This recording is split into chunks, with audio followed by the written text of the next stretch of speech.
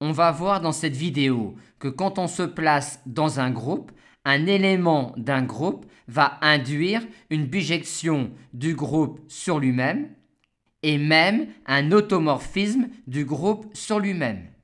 En effet, si on considère un groupe noté multiplicativement, si on considère alors un élément petit g du groupe, on peut associer à petit g une application tau g de g dans g qui réalise une bijection de g dans g.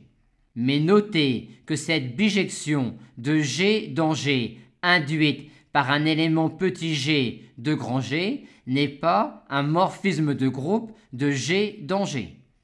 On peut ainsi définir une application tau de G dans le groupe des bijections de G dans lui-même, qui un élément petit g de grand G lui associe la bijection tau G.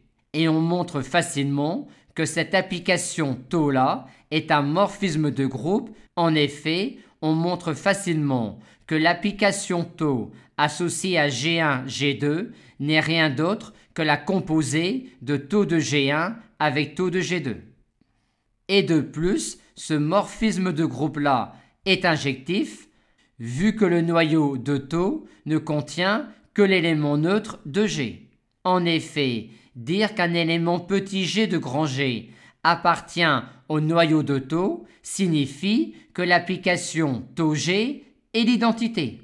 On a donc alors Gx égale x pour tout x de G, ce qui implique bien que G est l'élément neutre de G.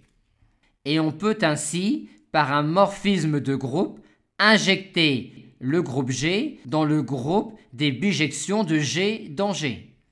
Et comme tau est un morphisme de groupe, on peut ainsi voir un groupe G comme sous-groupe du groupe des bijections de G dans lui-même.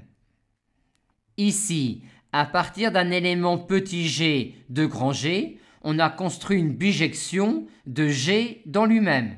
Mais on peut faire mieux. En effet, à partir d'un élément petit g de grand G, on peut même construire un automorphisme de G dans lui-même. Et on peut ainsi associer à chaque élément G du groupe G un automorphisme de G dans lui-même. Et on montre, comme précédemment, que cette application-là est un morphisme injectif de groupe.